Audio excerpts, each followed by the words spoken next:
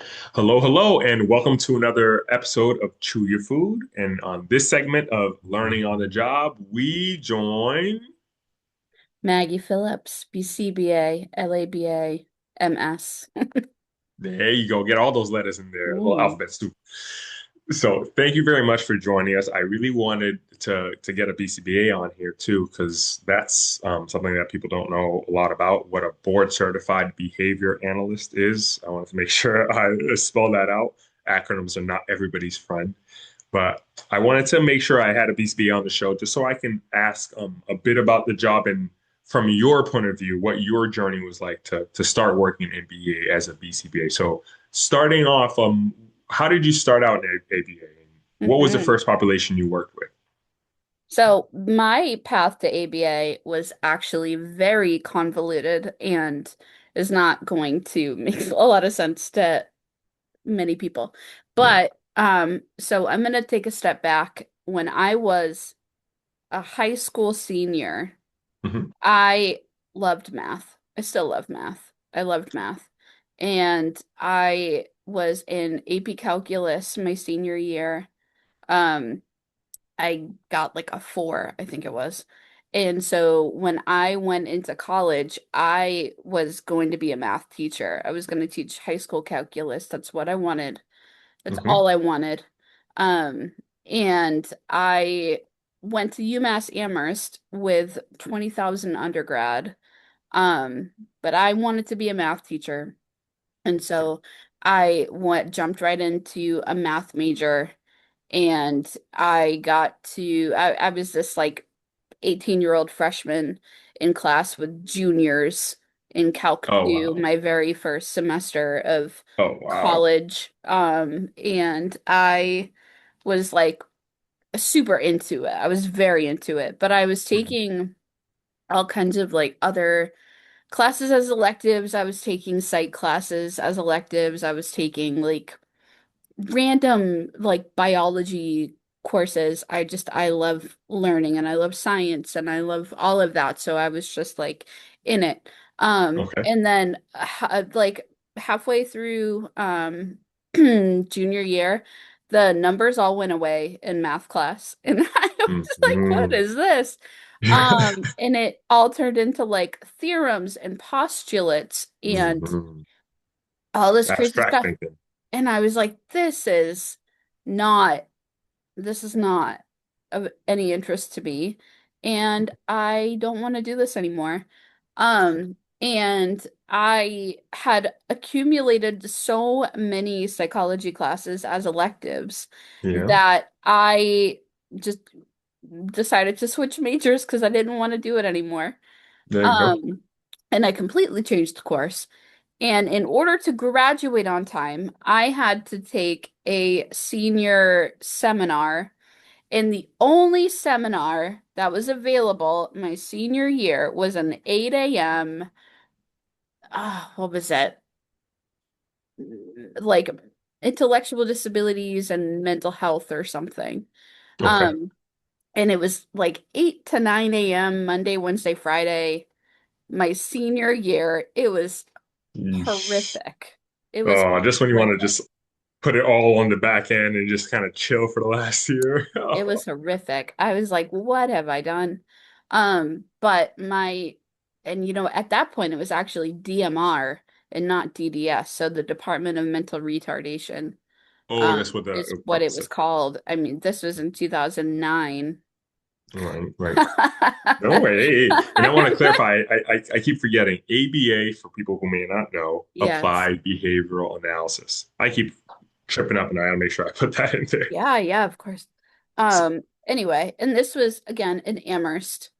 Okay. Um, and so I worked really closely with I don't even know what her role was at this point. I probably should.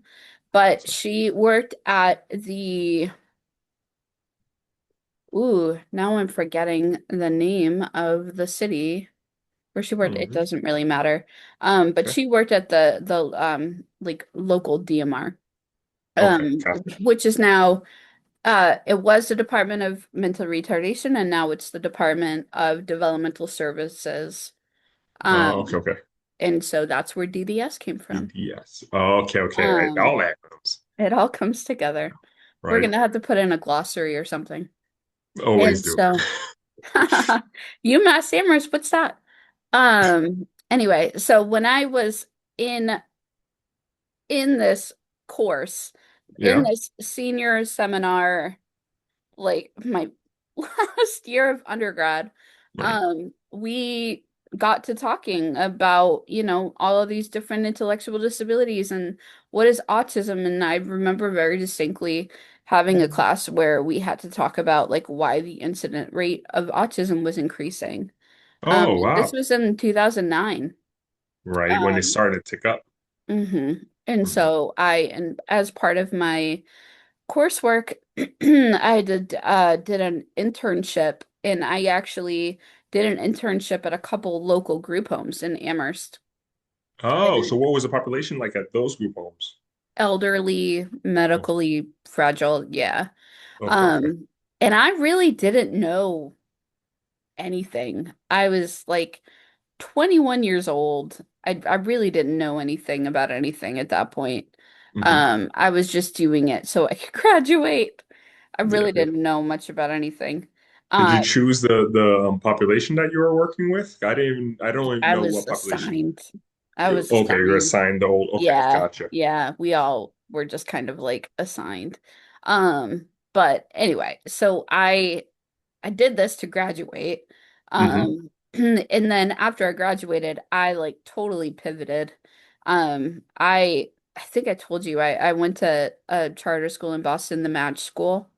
Oh yeah, yeah, yeah, yeah. The one there's Um, is there two of them? There's one next to there's a the high school, and elementary, and a middle school now. that. Okay, Um, that's what it is. at that point, when I was a student there, I was the second graduating class Oh from the Match wow. School back in Jeez. Okay. 2005, a Okay. long Wow. time ago. Yeah. Um, and so anyway, when I graduated from college, I Mhm. went back to that high school and I tutored full time for a year. Oh wow. What were you doing? Were you doing math specifically? I tutored all four grades. Okay. No, not all four grades. Two grades in MCAS, like Okay. MCAS prep. Yep. Um, and I TA'd for Algebra 1, Hmm. and I tutored two freshmen and two sophomores. Okay. So Um, straight out of college, you're back to the high school that you started at. Same mhm. trajectory for myself too. And does ABA ever pop up while you're at these schools when we were talking about with these schools at No, all? not at all. Not at all.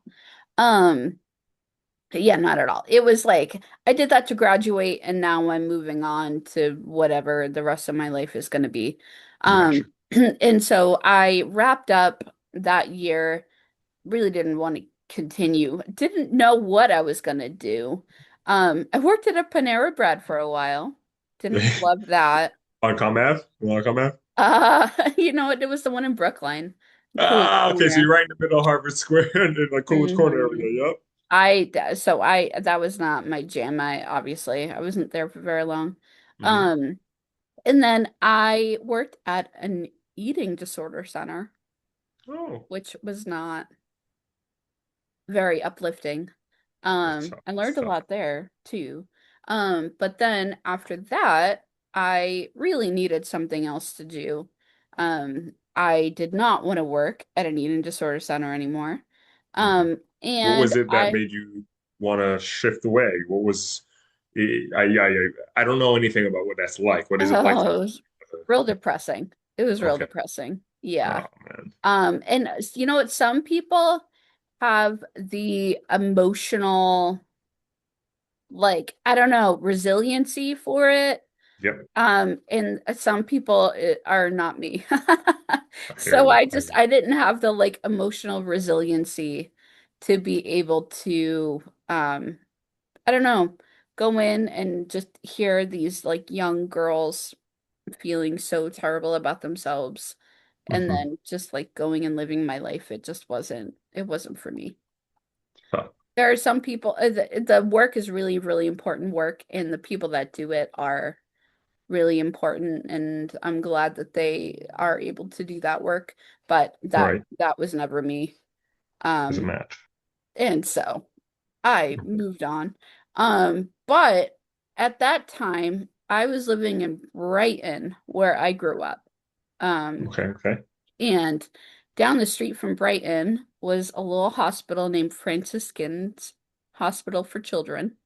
Hmm. Which, anybody who is from Boston knows what that hospital is. People outside of Boston don't. Right. But Right. people No, that I are heard in you. Boston know what that hospital is. Right. And it was like, and I went to middle school right next to it. I went to the William Taft Middle School, which is no longer, it was shut down shortly after. You graduated. It's like it's done. It's done now. Okay. It was terrible. And there's another, like a charter that's in there now, I think. Okay. Um, uh, I digress. Anyway, No so I was just looking around, and there was an ABA program located within Franciscan Hospital called Oh, Kennedy Hope Academy. Um, and I found my way there, and I worked there for a while. how The was that folk, fit when you shifted over to this Kennedy yeah, program? that was it for me. And so I shifted over to KHI, and the folks were very intense, very, very, very intense. And I knew When that you I say liked. that, what do you mean? What do you mean that by intense? So the individuals that I worked with, like we were doing a lot of physical management. Hmm. And for folks that are not in this field, physical management is like physical restraints. Um, and there were a lot of injuries, like workers' comp injuries, Hmm. as a result of these restraints. And there were a lot of really, really strict behavior plans that required staff to go hands-on and like physically restrain folks. Right. And these are kids. And Like, are these behaviors like SIB or self-injurious yeah, behaviors that you're like looking at? Yeah. self-injury, some Yeah. aggression, some property destruction, Heard. behaviors that were dangerous, to be fair. Yeah. I wanted to Um, make sure that people understand like these are not yeah, hands-on is not just because these kids are stimming. Like it's because some of these can be violent or dangerous to themselves or others around them. So I want to make sure people are aware of that. Like, and these are very acute cases that come to yeah, hospitals. Or I even worked over at NLG, where it was like there's quite a few students where the building has specific rooms to protect the child and it's padded on the inside. But it's yeah. always this tough feeling of like, okay, I have to do this right now because otherwise it intensifies to the point where Mhm. it's really dangerous. And so Yeah. it's a lesser of the hardest things. Yeah. Yeah, yeah. And so, and there are folks that need that level of intervention to stay safe. Right. And there are people who need to support them. But it just wasn't for me. Hmm. Hmm. I am just, I have a gentle soul, and it's just not my cup of tea. Right. Um, and so I left that position. Yep. And then I went on to become an in-home ABA therapist for Gotcha. the under 22 crowd. I worked Yes. with a few different kids throughout the years. Yeah. Um, I worked with a 21-year-old, and he and I spent a lot of time together. And he was very fun. Um, he was very Thank fun. goodness. Yeah. And so while I was working there, I then went back to grad school, and that was in 2013. I attended Simmons University Hmm. Hmm. in the Applied Behavior Analysis program. Okay. Um, Wow. and I graduated in 2015, May 2015. I studied like a lunatic. I was engaged. I Lots happening around this time. Yeah, my now husband and I, who's sitting across from me on the couch. It's awkward. My now husband and I, Got engaged in, I don't know, April. I graduated in May. I Okay. sat for the exam in June. Okay. Um, Right I after. found out I passed when we were about to get on an airplane to Las Vegas. That's a good little Um, honeymoon briefs right there. yeah. Went to Las Vegas, spent entirely too much money, came home, Happens. Yeah. and couple months later, I got my first BCBA job. A month after that, we got married. We planned our wedding Nice. in like 6 months while all this was happening. It was crazy. Right. So the first ABA job, were you working as a BCBA now? And was this with the Yep. same population you began working as an intern, or is this still the under 22 kids in home crowd? So when I became a BCBA, I applied to, a number of places. Yeah. But I ended up working at a day hub, so a day rehabilitation program or So this day whole older rehabilitation. population. Yep. Okay. I ended up working with adults, and have stayed with adults ever since. And what did it Um, look like when you started working with adults at a day hab? Because I know now we're at a residential area, but what was it like to only work with people in the daytime? Are you working directly with the people? Are you working with the staff? Are you walking through certain ABA aspects? Like how was a BCBA utilized in the day hab? so it was a very big shift for me from grad school, because in grad school you're taught like textbook ABA, Yeah. and then when you make the transition into like real life ABA, it Yep. doesn't have nearly the level of, I don't know, thoroughness or Hmm. like control is what we, call it in ABA. There isn't as much control over what's going on. And so you're much more at the whim of circumstance when you're Hmm. working with adult services. Yeah. Um, and in adult services, like I had a crazy caseload. It was not an ideal position at all for a brand new BCBA. So Um, what was the case like? Were you only working with these people like at the day hab during the time they were there?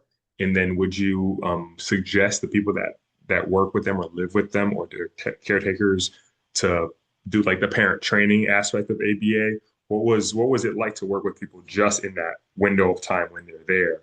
Were there certain programs that you guys did, or what did it look like? so it was purely in house.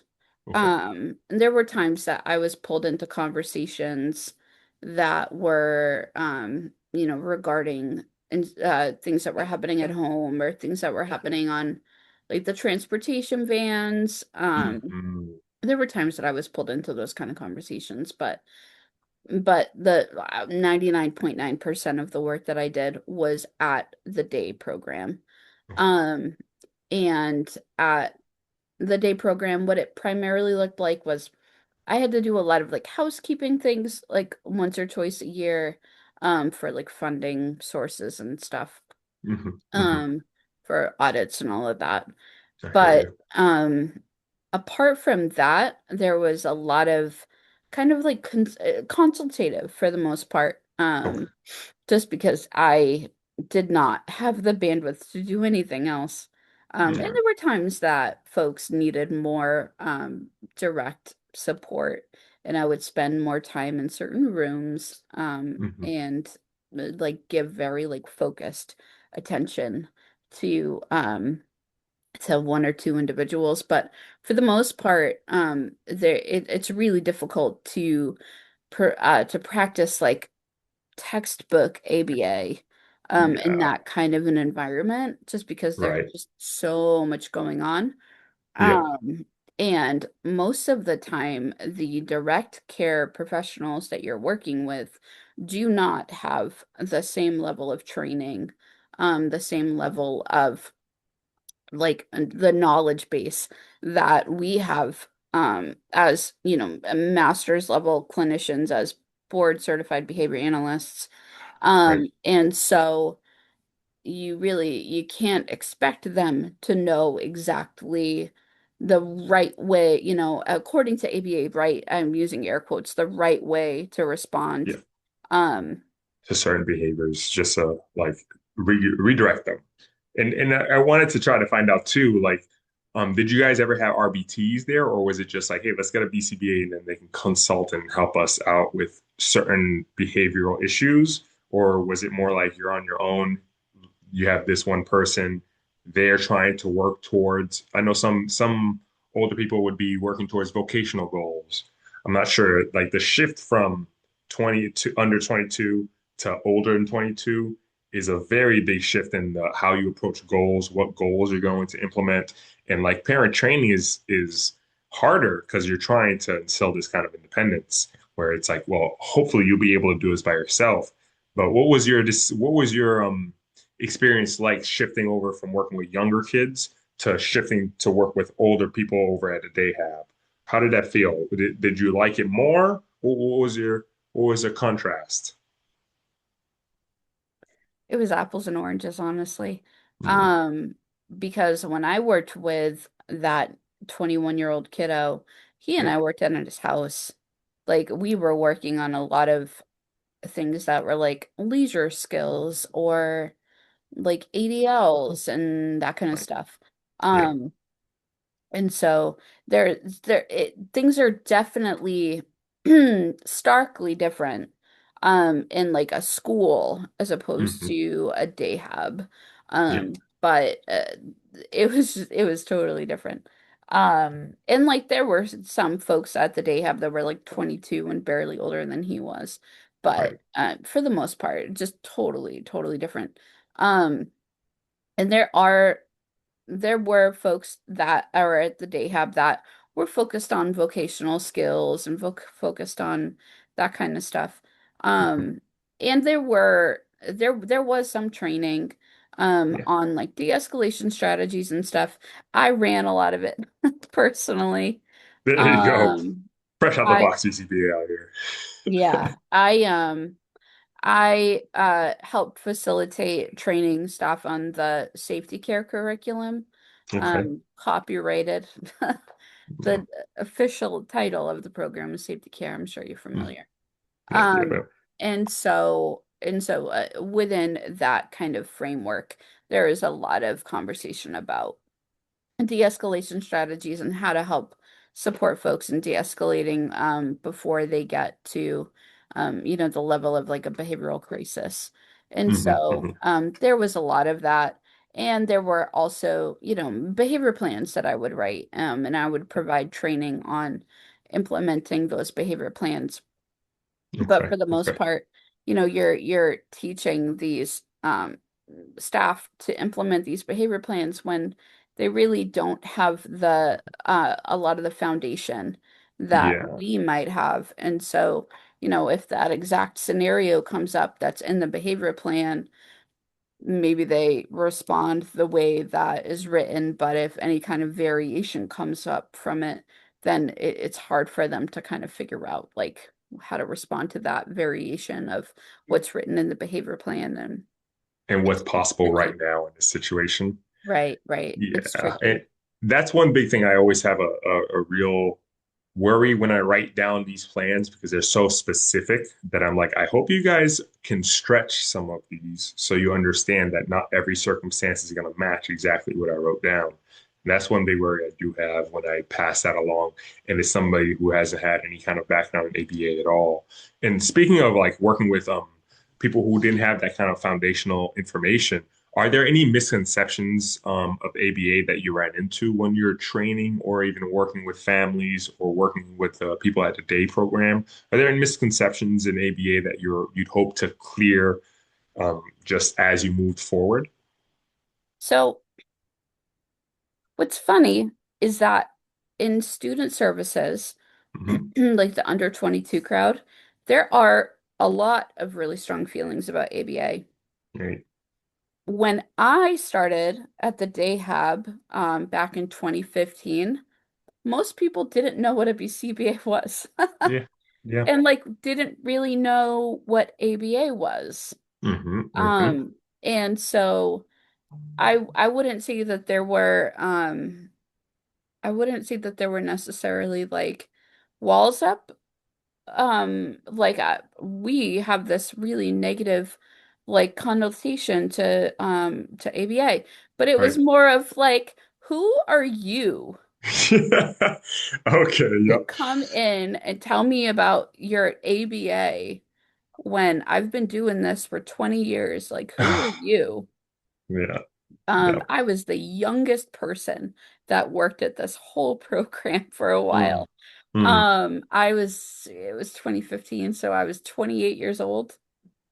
And I Wow, was like, wow. I know everything because I went to Simmons University and I have my degree. Right. Um, and there was a lot that I didn't know about context Hmm. that it took me a couple years of experience to figure out. That it was a long journey for me to understand. Um, in ABA, in applied behavior analysis, we call them like setting events. So like things that happened a long time ago Hmm. that allow us to kind of view something with a different lens, to like help understand what may have like precipitated or what may have led to something happening. And I really, I really didn't know what I didn't know at that point. Right, right, right. Um, and when I was working at the day hub, it was really my first experience interacting, or at least unknowingly interacting with folks that spent a lot of the first part of their lives at state schools. So Hmm. like Hmm. Belchertown State School, Fernald State School.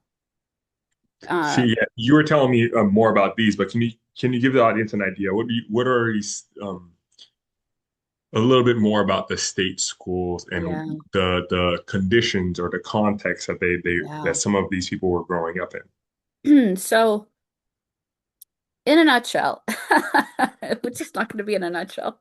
in? So, a long time ago, like the 30s, the 40s, the 50s, if a child was born with a perceived disability of some Mhm. capacity, whether it was like a physical disability, an intellectual disability, what have you, Yeah. doctors at that time recommended to parents that they essentially surrender their children to the state and Okay. have them go to these state schools. And, again, I'm using air quotes schools, right? They Hmm. were horrific. Yeah. And these state schools were located throughout the country. There were a lot in the Northeast area. So there's a few that were in Massachusetts, again, Belchertown, um, Fernald, Hogan Regional Center, which is fact check, still around, just in a Hogan. different capacity. Okay. And I'm blanking on another one. There was another one No here. worries. It doesn't really matter. Okay. But So that's where they spent their childhood in these specific state-run schools. Um, I'm just trying to give so what yeah, it yeah. was not like the schools that we know now. No, no, no, no. What And were so the main essentially, differences? yeah. And so essentially, it was seen as the only humane alternative, because otherwise your kid is just going to be rotting at home. So send them to this school where they can learn and be around other people that are like them. And what ended up happening is that the the staff, the professionals that were working in these places didn't have the capacity, they didn't have the training, they didn't have the knowledge, Mhm. to be able to properly care for the folks, let alone teach them, right? Right, And right. so you have these folks that are living in these really like deplorable conditions, and taking like showers together in like a big communal shower, Hmm. and not being able to like finish a meal because other folks were just running by and stealing their food. Mm. Folks, there was like rampant abuse, like a Okay. physical, sexual abuse, of Wow. these folks. Folks were over medicated and they were given insane amounts of antipsychotic medication to Right. keep them kind of at bay so that they didn't make too much of a fuss and didn't make any waves and they would just sit in the corner and not fight with each other, right? Yep. Yep. Women were sterilized, men were sterilized to prevent like them from having children or having children with each other even. Yeah. And so all of these things are happening. Really terrible, awful things are happening for these folks. And one of the schools where this was happening, and again, school Yeah. air quotes, was a school called Willowbrook School in New York. And Geraldo Rivera, who may sound familiar to some folks, was Hmm. an investigative journalist or investigative reporter. And I should have looked this up. I'm gonna say it was in like the 70s. He Hmm. went into Willowbrook and he pretended to be an individual, right? He pretended to be somebody that needed to be there. And so he went around and he took pictures, like an expose of the conditions of Willowbrook. And that Yep. was the first step in kind of collapsing these institutions. And Yep. I so, see it. 1972. I see that one yeah, you're talking about. um, thank you. No, I got you. And so he did an expose on Willowbrook State School in New York, and it sent everything crashing down. And Hmm. so, people were outraged at the deplorable conditions that these folks were living in. Rightfully so. And so as a result, they decided to shut down these state schools. But at that Hmm. point, it's like, well, where are these folks going to go? Right? Yeah. Gee. And so what ended up happening is a lot of them ended up on the streets, right? Hmm. A lot of them ended up homeless.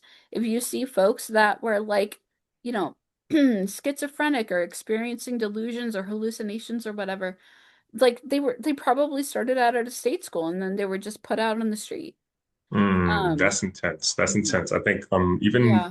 like at becoming a BCBA and learning to look at behavior in that specific lens, it made me really think about how we treated the crazy person that was maybe on the bus. How everyone's like, don't make eye contact, don't look, and this kind of avoidance where I'm like, this may just be making it worse now that you understand behavior Mhm. and how that kind of sustained um, response to their behavior, even if it's behavior that's self-soothing.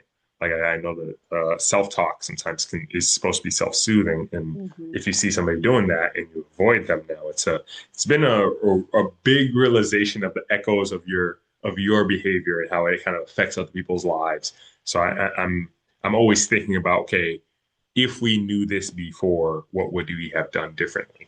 Because this is a huge portion of healthcare and education that I'm starting to see having a hard time, especially recently with some cuts, a lot of cuts where it's needed the most. And one question I did have, and it's kind of still about ABA, but leaning more into the parenting side, has the knowledge of ABA or the knowledge of behavior helped you at all with your parenting, or is there anything specific that you're like, hey, this has helped tremendously. And if I didn't know or understand this aspect, I don't think it would have gone this smoothly. So, yes. It would. Uh, so everybody knows I have two little girls. One Mhm. is 5, one is almost 8. Um, and they are everything. Um, but they are kids. And every now and then I'm like, gosh, you guys really just laugh at the face of my degree. Because they just, they put me to shame. They humble me.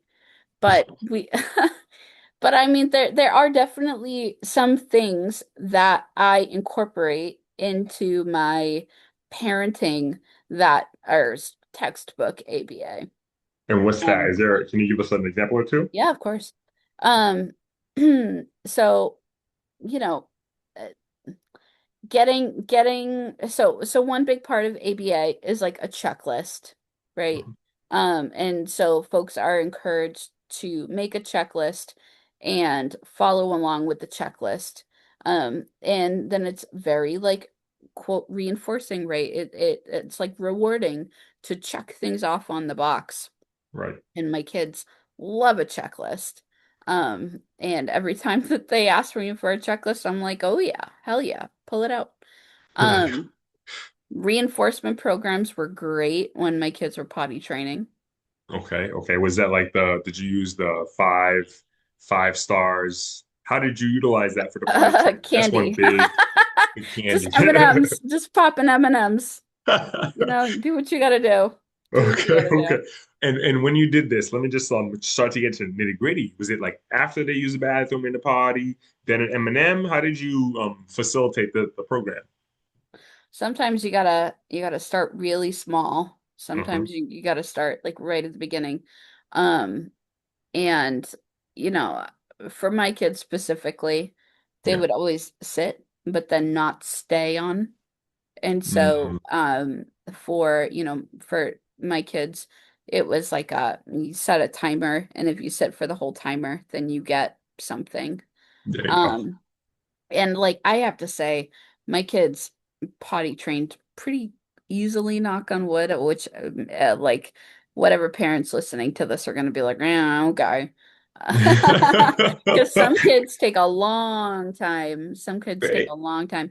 And some kids don't respond well to reinforcers or like Yes. reinforcement programs. And some of them, Ironically enough, that I asked you this specifically because I had one student that was at a preschool and they were having a hard time going number two. Not even just at the school, just in general. They're just having a hard time going number two. And there was a portion where everyone was like, "Yo, be in there, help him with it, help him." Sitting like, "How do I help you with this? Like, this is not. There's nothing I can do right now, really." And there was one moment that I realized, okay, how about I try this? Let me just step out the room and give you some privacy. And next thing you know, he's cheering. Oh, I pooped, I pooped. I'm like, there you go. You guys just need to leave him alone. And it's ironic. It's kind of like the understanding of behavior makes you aware that sometimes less is more. Sometimes not doing anything right now, not making a big deal out of this right this second will help relax the kid. And that's what you need. You need them to be relaxed. You don't want them to get anxious. And I'm and with starting to pick up on that. that said too, like using reinforcement programs, using all of that Hmm. is a very effective consequence-based strategy, Hmm. which is a very it's a tricky word because outside of ABA, consequence is always a bad thing. But Right, within right, ABA, it's just something that happens after a behavior. And right. so if you are looking at a consequence, right, it could be something good that happens after a behavior that makes you want to do the behavior again. Or it could be something bad that happens after a behavior, like a timeout, right?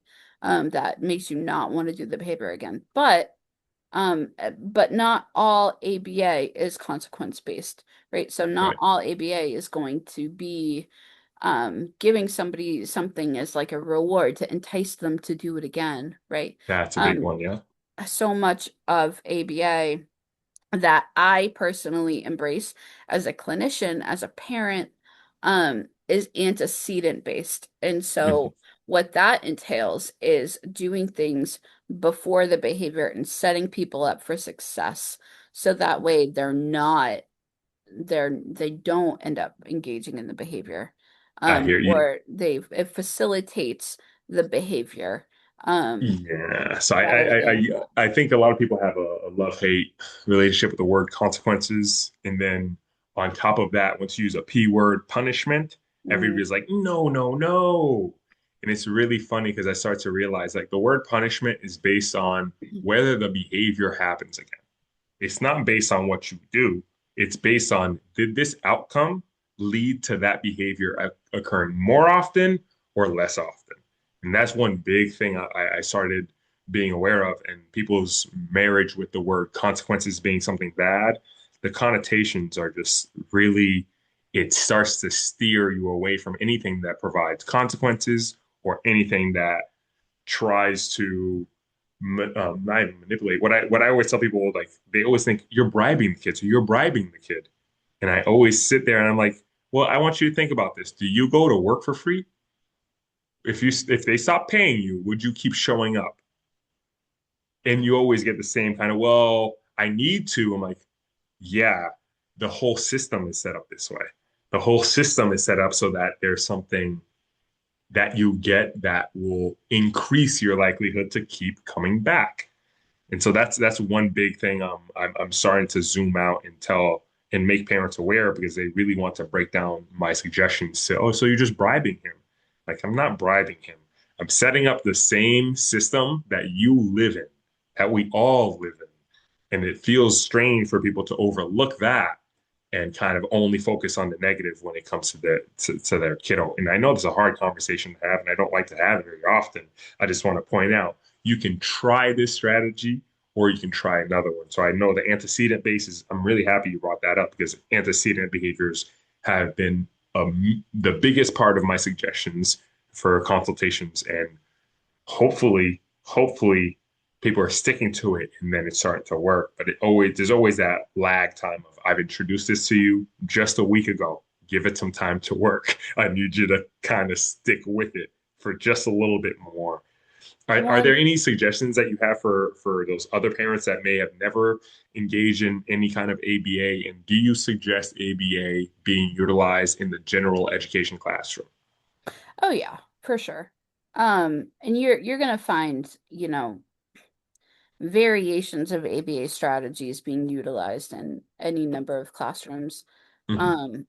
Um, some more effectively than others, some more ethically than others. Right. Um, but I think that generally speaking, if you have a reinforcer that somebody, if you have a reinforcer that somebody really wants, right? Yeah. You have a situation where, and by a reinforcer I mean like a something that they really want to eat or something that they really want to So play what they with. call a reward, like Yeah, or people something just that think they is a really want reward. to do or somebody that Hmm. they really want to be with, right? Right. Um, if you have a situation where you have this amazing thing that they want and you have a kid who can do something but doesn't want to. Like it has to be a matter of will versus skill. So like if they can do it, they just don't wanna, right? Hmm. So Hmm. if you are finding yourself in a situation where your kid just doesn't wanna, right? Um, and I find myself in that situation with my kids all the time. Like I don't want to put my shoes on right now. I don't want to do, I don't want to sit down for dinner. I don't want to what have you. Right. And if you find yourself in that situation, um, you can wait as long as you want to wait to try to wait until they change their mind. Yeah. You can try to force the issue and get into a power struggle with them. Right. And if you get into that power struggle with them, it really damages your relationship with them. It makes them trust you less. It takes away their bodily autonomy, all of this. But Hmm. if you look at it from the perspective of like, I know that you can do this.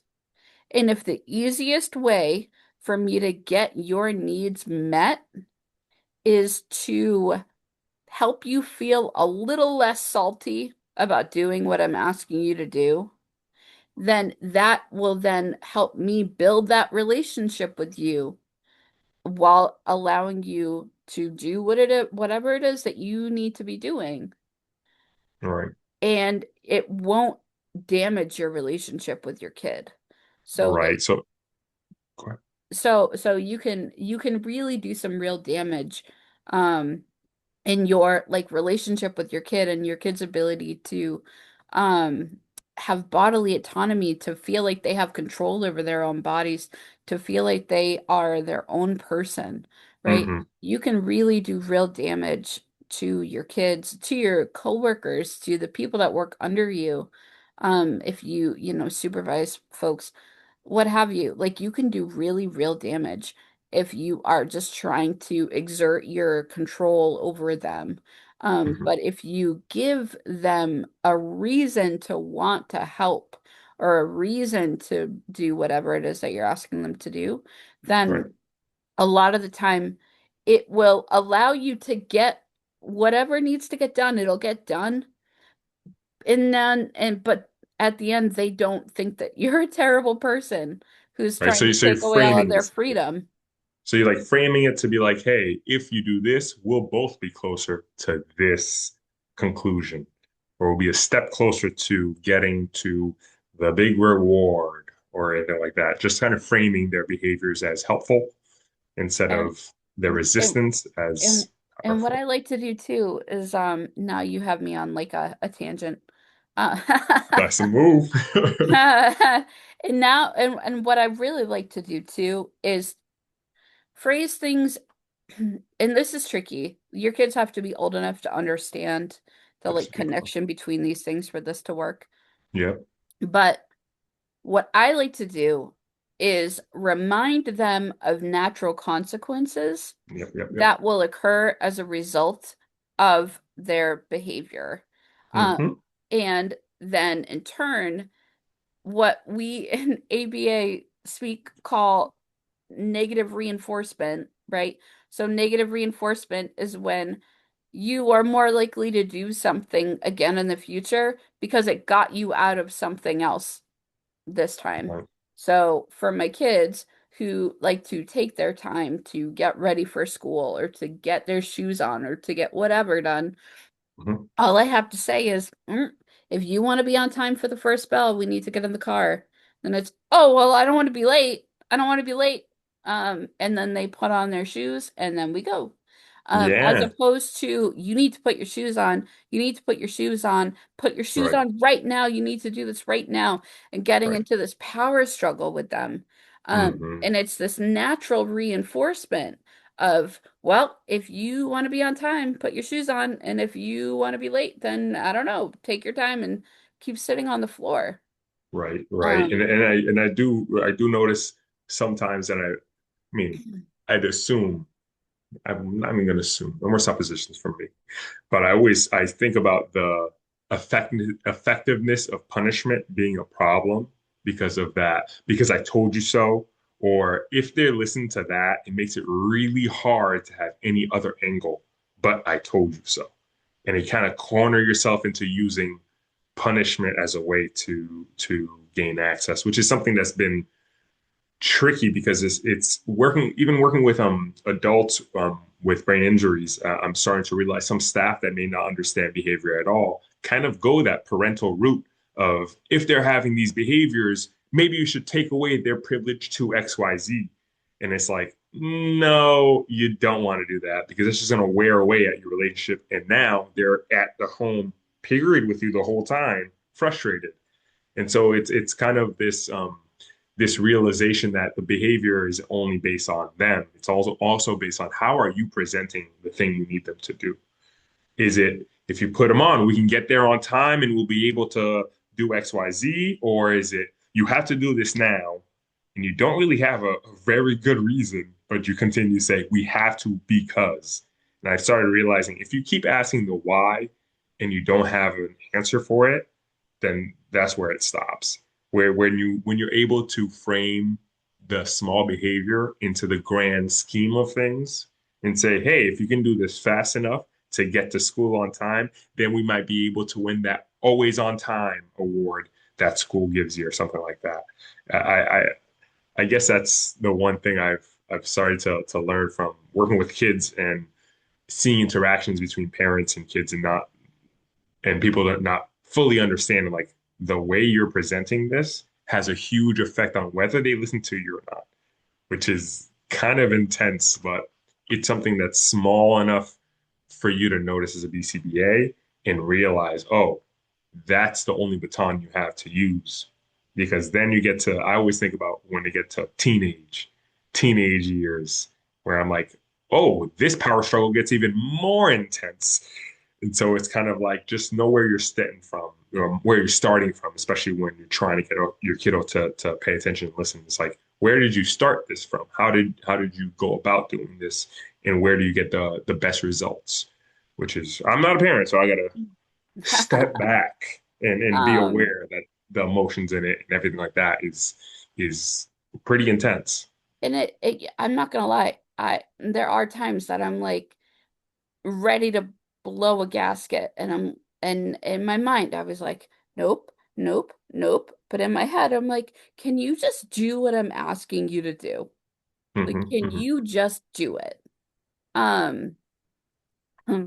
But something else that I've learned over the course, so taking a step back for a sec, Yep, yep. I left I left the day program. I worked at another one for a couple months, didn't love it.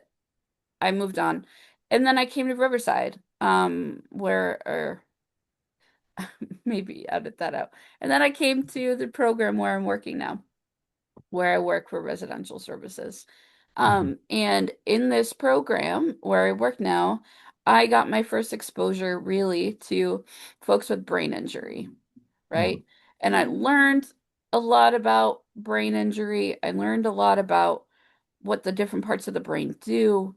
I learned a lot about um how the different parts of the brain kind of interact with each other.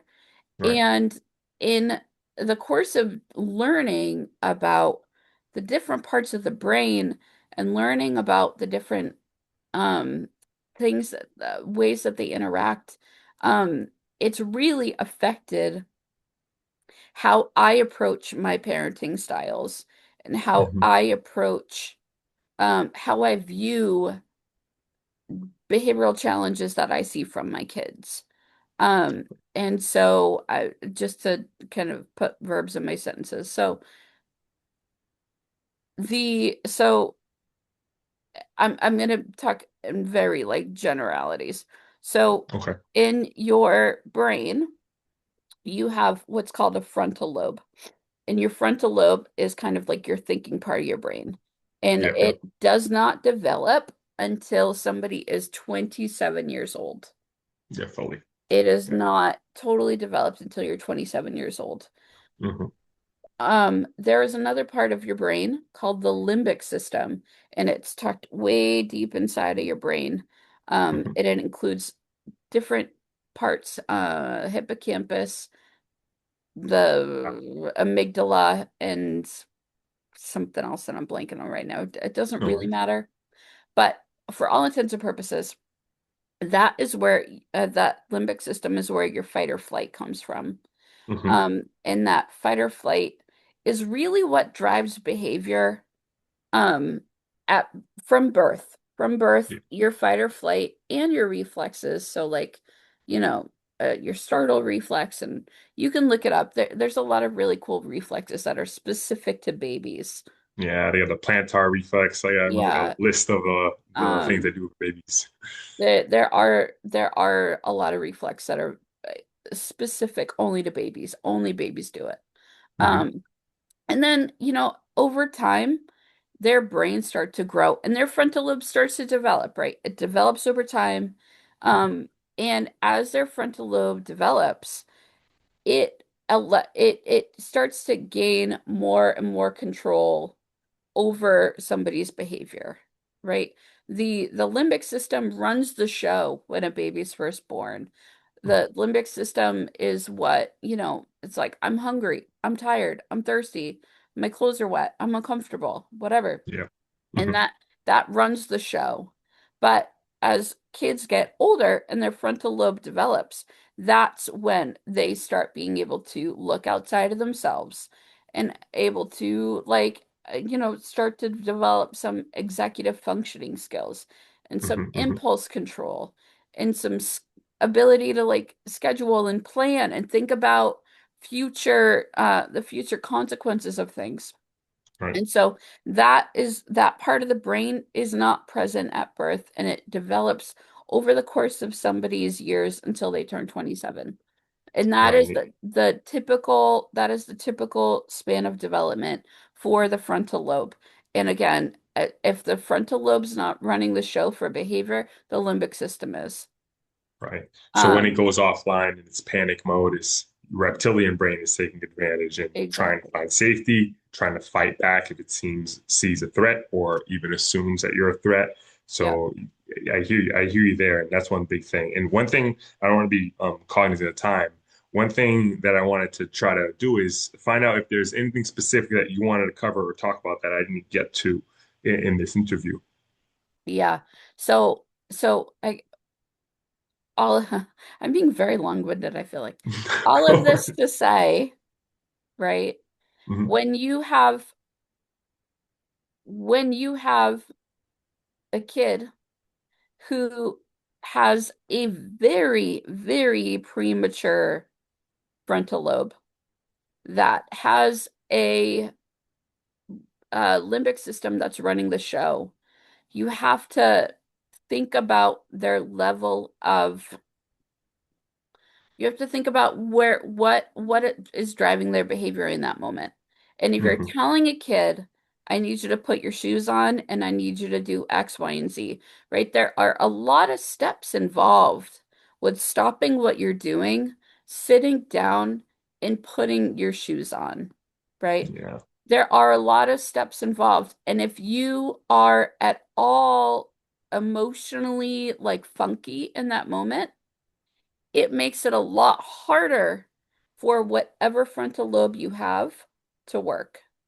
Mhm, And mhm. so if you are 5 years old and you are rolling around on the floor and you're being silly and you are feeling your feelings and your mom tells you to stop doing what you're doing and put your shoes on, and like you're not going to do it, right? You're not going to be able to respond the way that your parent wants you to because Mhm. your emotions are what they are and you're feeling your feelings, right? Right, So right. if you are going to be able to effectively prompt your kids, if you're going to be able to effectively have your kids do what you want them to do when you want them to do it.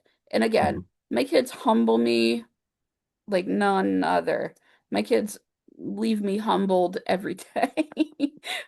But but if you create calm, Mhm. participation and cooperation will follow. So That's a big one. if you are creating calm, you're allowing their frontal lobe to work. If you're creating calm, then it allows their limbic system to also calm down and it allows their thinking brain to go to work. Can you And give me one example of how you create calm? Like what's one yeah, thing you do to yeah. start creating that calm moment? So one thing that I like to talk about a lot is something called a mirror neuron. Mirror neurons are part of um, part of the mammalian brain. So like the brain of mammals, right? Hmm. And it is something that developed over, you know what? And I don't even think it's mammalian. I think it's the primate brain Or because like the reptilian brain or something like no, it's the that? it's specific to mammals that live in groups. It's a Oh, so you're talking about the mirror neuron specifically. yeah, Okay. it is a social neuron that allows organisms, people, monkeys, apes, chimpanzees, to look at another person, animal of your species. And it it tricks your brain into replicating what you're seeing.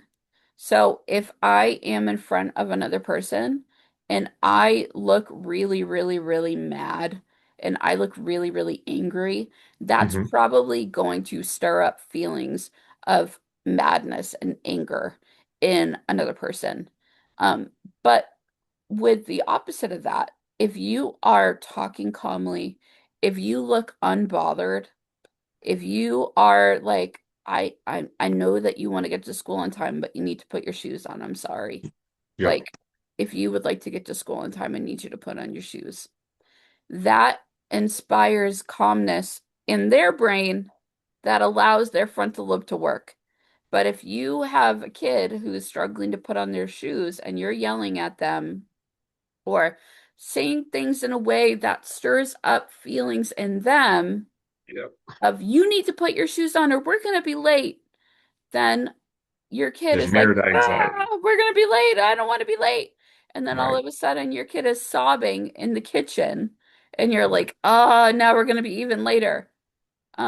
And so sharing calm, talking calmly, just looking unbothered can go a whole long way. I hear you. And that's a big one I keep saying. If you want them to slow down, you slow down. Yeah. Stop reacting in such a inflammatory way right now because it's making this whole thing worse.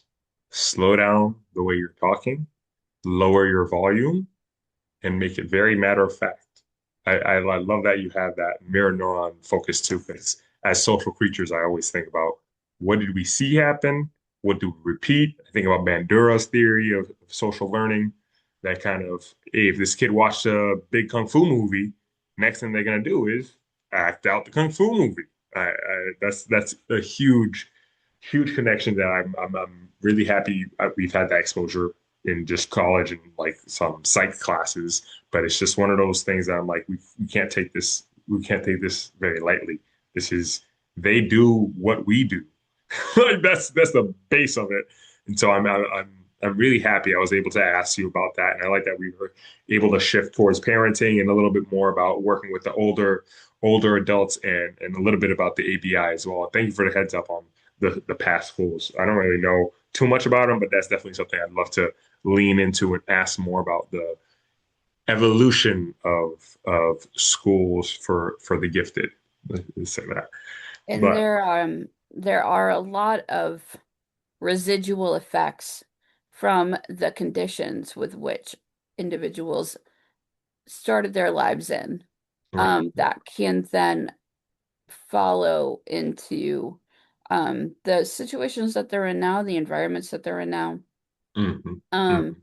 I could talk about the brain forever. I could talk about parenting forever. I Um, like to lean into it. I like to keep going and kind of dig deeper.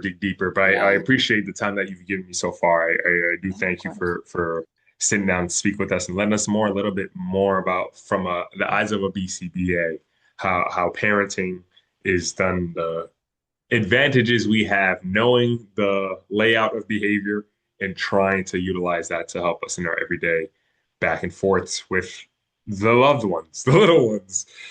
But I want to thank you again for coming on the show. I really appreciate that. And is there anything else you wanted to say to the crowd before you clock out? Anywhere to check you out? Anywhere you put out work or at all? I don't know. No, it's I'll cut that part out. Okay. All right. But I could talk about parenting and all of that like Well, forever. I we'll love have it. another episode definitely about parenting, and I'll try I to do a love it. panel because I would love to talk to some multiple BCBAs about the different styles or different points parts of ABA they utilize in their parenting because that's a huge gold mine people are not taking advantage of because I didn't realize it until I was in schools and I'm looking at it like this is all ABA or at least can be seen through an ABA lens. I'm like, oh. That's what you're doing. That's called shaping. There are Right. words for this, but that's the biggest pull. Well, I gotta say thank you again. I appreciate it. I just lock it down so I can edit this because it's long. I gotta make sure I can trim it down. But I appreciate you coming down. No, I do it all the time. It's that's the part of it that makes it hardest. So I'll stop this recording here. This guy will leave, I and feel I'll like our stop. conversation was so scattered. Just like It happens, and that's a big part. And so it's going to be